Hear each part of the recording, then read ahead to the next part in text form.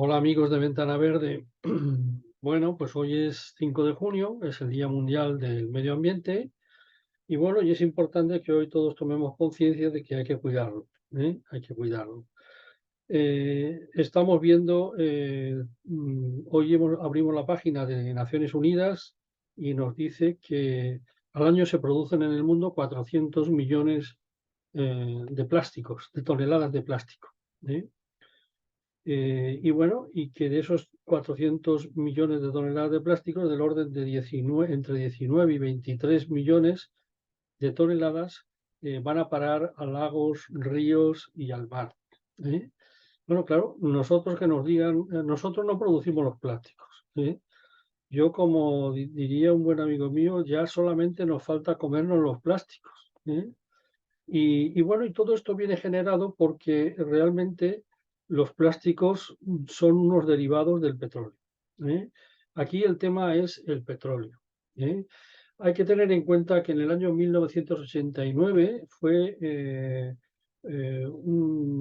no recuerdo ahora si era austriaco o alemán, el primer inventor, el que descubrió el polietileno, ¿eh? El polietileno es el material con el que se fabrican los tubos de polietileno. En todas las ciudades veréis las conducciones de saneamiento, de agua a presión de la red. Son tuberías negras de color negro que llevan, bueno, que se les inyecta el CN-122, que es un humo negro para darle ese color, para que no pase la luz y no se generen dentro de las tuberías algas o otro tipo de problemas que puedan obstruirlas. Y bueno, y toda la red nuestra está marcada por el tubería de polietileno, o sea, por el lacerado de la calle donde vivimos pasa una tubería de polietileno, por la calle, por el centro pasa una tubería de saneamiento, que es de PVC normalmente, hay tuberías de polipropileno para los cableados eléctricos, en fin, el revestimiento de los cables de cobre y de la fibra pues también es plástico. En fin, todos estos son derivados del petróleo. El petróleo está totalmente en nuestras vidas, ¿eh? Está en nuestras vidas porque básicamente de los petróleos, a veces del petróleo pensamos que solamente se extrae los combustibles como la gasolina, el diésel, el queroseno, el fuel oil, y bueno, pero además se extraen muchas cosas. Se extraen materias activas para pesticidas, para insecticidas, para fungicidas, se extraen materias activas para fertilizantes, nitrogenados principalmente, eh, para fabricación de productos textiles, ¿eh? Nosotros, si nos contemplamos nuestra camisa, puede que sea de algodón, pero siempre hay un porcentaje de nylon, de tergal o de otros elementos plásticos, ¿eh? Las calcetines que usamos, porque aunque sean de algodón al 85 al 90%, hay un 10% que es de nylon o de un material elástico para la sujeción, o de los calzoncillos, o de las bragas, o los pantalones, o en fin, vamos vestidos de plástico, ¿eh? Y ahora mismo teniendo en cuenta todo este movimiento que ha habido, que bueno, que ahora es muy fácil comprarse una chamarra, un tabardo, que te dice, este forro lleva un forro que está hecho con 8 botellas o 32 botellas de polietileno de agua, de 1,5 litros. Bueno, pues estupendo, ¿no? Y los zapatos, la suela de los zapatos, pues claro, pues la suela de los zapatos, principalmente de los zapatos deportivos, pues eso son plásticas, ¿eh? Y eso se hace y la suela de los zapatos en general, ¿no? El cuerolite, pues son materiales plásticos que salen del petróleo, ¿eh? Hasta la vaselina sale del petróleo. Eh, pero no solamente eso, sino que hay muchos más productos, y sobre todo esto que estábamos hablando de las tuberías, y esto, hablábamos de que el polietileno se descubre en el año 1989, el, el PVC, policloruro de vinilo, se descubre en el año 1912, hacia el 1930 se empieza a utilizar de una manera importante, y en los años 50 es cuando tanto el polietileno como el policloruro de vinilo, el PVC, se implantan masivamente en Estados Unidos, y ahí ya se implantan en todo el mundo. Hoy más del 80% de los materiales de tuberías que están instaladas son de plástico, ¿eh? bueno, el coche en el que vamos montados todos los días, pues la media que se calcula aproximadamente que cada vehículo tiene una media de 200 kilos de plástico. Claro, todo lo que tocamos es plástico. Las papeleras por la calle es plástico. El recubrimiento de las farolas, en algunas no, en otras sí, pero puede ser plástico. En fin, es todo es plástico. Y bueno, y realmente, ¿qué es lo que pasa? Pues que los dueños del petróleo originariamente permitían los países del Golfo Pérsico, que prácticamente junto con Venezuela, con Irak, con Irán, con Arabia Saudita, tenían el 80% del petróleo mundial, pues son los que marcan el consumo real, porque marcan el precio, al marcar el precio marcan el consumo. Ahora mismo, ¿qué es lo que pasa? Pues que ahora mismo la producción se ha bajado. Antes de ayer o ayer se reunía la OPEC, que es la Organización de Países Exportadores de Petróleo, y han decidido subir el precio. ¿Cómo lo suben? Pues bajando la producción a 41 millones de barriles diarios. Bueno, antes había llegado hasta 97 millones de barriles diarios. El precio del petróleo mínimo calculado está en 40 dólares el barril de Brent. Yo recuerdo que en el año 1989-90 llegó a estar a 120 dólares el barril de Brent. Entonces, es la base de la economía. Entonces, ¿qué pasa? Que estamos cambiando el carbón por el petróleo. Hemos cambiado el carbón por el petróleo, previsiblemente, porque creíamos que lo habíamos hecho ya definitivamente, pero no es así porque hay muchos países que están volviendo al carbón. Y la explicación es bastante sencilla. Si quitamos aparte el tema medioambiental. Los países que tienen carbón a cielo abierto, el coste simplemente consiste en con grandes palas cargadoras y con unos camiones volquetes llevarlo a descargar, cargarlo en un barco y mandarlo a otro país, en bruto, a granel. Y entonces el coste es muy reducido.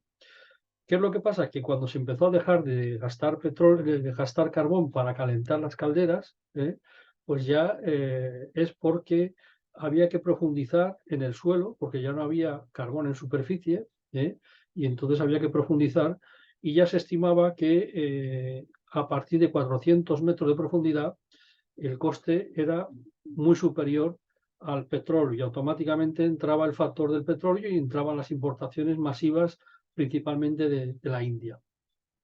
Bueno, pues eso es lo que estamos viviendo ahora, una etapa nueva, en la que quieren que tengamos coches eléctricos porque, aunque nadie sabe cómo se va a producir esa electricidad, y eso ya lo hemos tratado en otro vídeo, en otro podcast, porque claro, si yo en mi casa tiene instalado una potencia de 5,5 kilovatios hora y el vehículo más pequeño tiene 60 kilovatios hora de potencia, porque la potencia en los coches antes se hablaba por centímetros cúbicos y por caballos, y ahora vamos a hablar por kilovatios. Bueno, pues claro, si una hora del vehículo que genera o que produce o que gasta 60 kilovatios hora, equivale prácticamente a 12 horas del consumo de mi casa con todos los electrodomésticos funcionando. ¿Dónde vamos a multiplicar por 12? Por cada vehículo que hay, vamos a multiplicar por 12 el consumo de una vivienda. ¿De dónde va a salir esa energía? Pues no lo sé. Posiblemente estos grandes genios pensadores lo tengan ya todo perfectamente pensado. Pero realmente ese es el tema, ¿no? El otro tema es que en el agua cada vez hay más plásticos, y lo que hay que hacer es retirarlos y reutilizarlos. Y ya lo que os comentaba antes también al principio, ¿no? De un amigo mío que dice, ya solamente nos falta comernos los plásticos.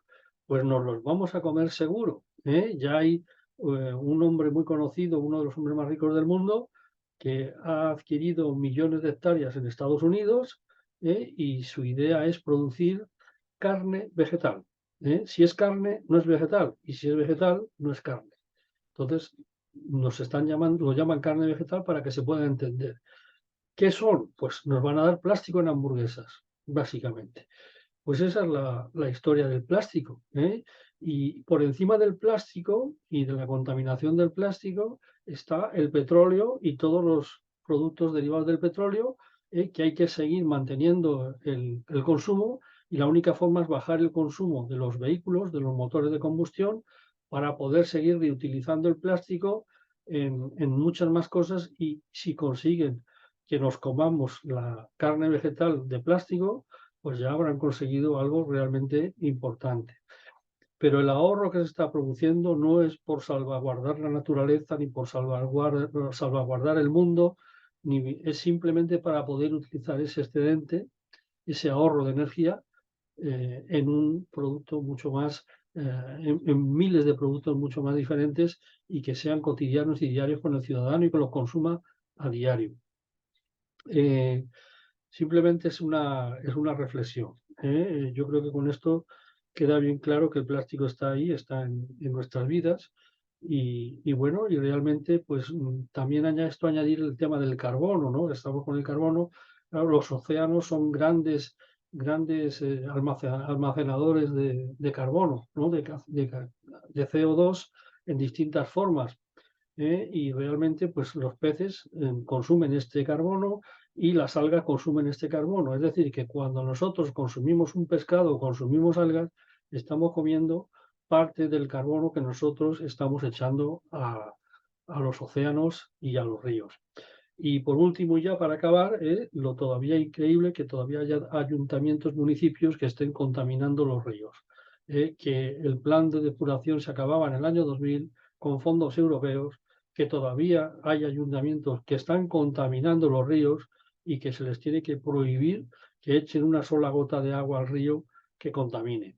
Y esta es la única forma. Y reutilicemos el agua, porque el agua es un ciclo. El agua está en tres formas: en estado líquido, en estado sólido o en estado gaseoso. Y ese es el agua, y la cantidad de agua que hay está dentro del globo terráqueo, dentro de ese gran troposfera, estratosfera, y está en distintas formas, pero la cantidad de agua prácticamente es la misma, y esto es lo que están comprobando ahora mismo los científicos. Bueno, pues nada más, que el panorama no debe ser pesimista, y que bueno, y que todos deberemos contribuir para mejorar. Pero los ayuntamientos tienen una labor principal por utilizar aguas depuradas, por mejorar la viabilidad del transporte, por hacer transportes con menos consumo, con menos generación de carbono. El gas licuado es otro producto que sale procedente del petróleo, las naftas, en fin. El petróleo es lo que se diría la madre de todas las energías, y durante unos cuantos años lo será. Y lo que quieren es estirarlo, estirarlo, estirarlo, porque ya las reservas de petróleo que se calculan ahora mismo, siempre hay datos muy variables y muy diferentes, pero se habla de que con un consumo determinado como el que hay ahora mismo, pues pueden durar entre menos de 100 años. Si se reducen a la mitad, pues durarían más de 100 años. Y esa es un poco la alternativa de lo que estamos viendo. Pues nada más, pues muchas gracias por vuestra atención. Hasta pronto, adiós.